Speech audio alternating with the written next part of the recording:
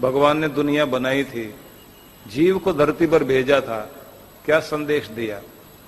कहा 100 साल तक जीना है, सैकड़ों तरह के काम करने हैं, 25 साल तो तुम्हें सिर्फ तैयारी में लगेंगे। जिंदगी कैसे जीनी है उसके लिए 25 साल व्यतीत करने हैं, और 25 साल जीवन का अंतिम भाग होगा जिस समय तुम वापसी की तैयारी कर रहे हो। 50 साल जीवन के होंगे जो संघर्षों के होंगे।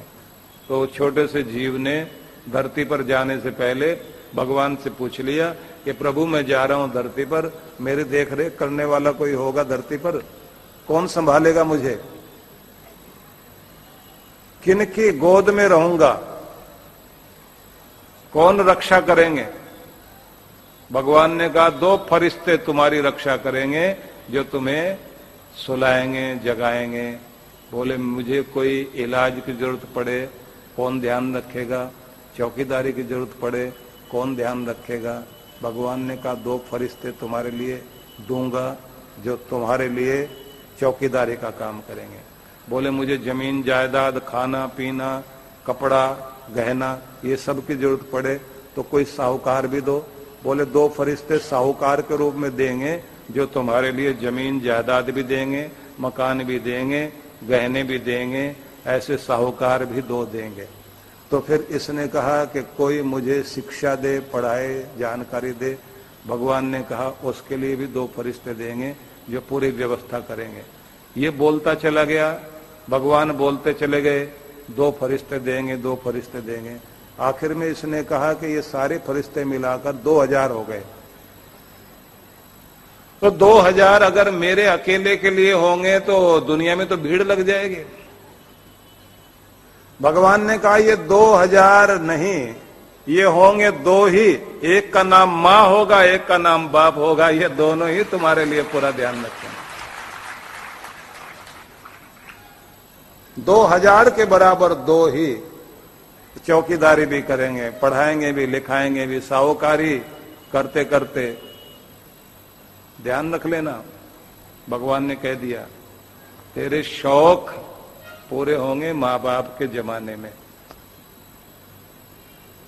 और गुजारा करेगा अपने जमाने में। जब तो कमाएगा ना तब तो तेरी गुजर बसर ही होगी, और पूरी जिंदगी याद करेगा शौक तो माँ बाप के जमाने में पूरे हुए थे, उसके बाद तो शौक पूरे हुए ही नहीं। क्या हिम्मत रखते हैं माँ बाप,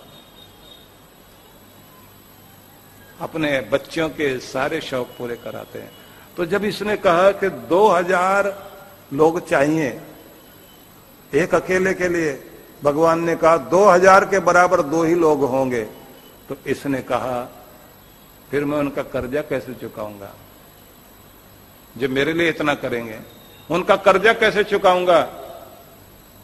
भगवान ने कहा बस एक बात का ध्यान रखना, उनकी आंख में कभी तेरे कारण आंसू नहीं आने चाहिए, इस बात का ध्यान रख लेना। क्योंकि मैं सब कुछ बर्दाश्त कर सकता हूं, लेकिन बूढ़े माँ बाप की आंख में बच्चों के कारण आंसू आए तो भगवान कहते हैं वो मेरे से बर्दाश्त नहीं होता। उनको रोता हुआ देखकर मुझे अच्छा नहीं लगता। जो अपने माँ बाप को रुलाते हैं ना, उन्हें तड़फाते हैं, अभागे होते हैं वो बच्चे। इसने कहा कर्जा चुकाने का तरीका भी तो बताओ भगवान। भगवान ने कहा एक दिन तुम्हें भी फरिश्ता बना दूंगा, जब तेरे बच्चे पैदा होंगे उस दिन तू माँ बाप बनेगा तो भी ऐसा फरिश्ता बन जाएगा, और इसी तरह जैसे तेरे माँ बाप ने किया तो भी अपने बच्चों के लिए करेगा। बस यही है कर्जा चुकाने का तरीका।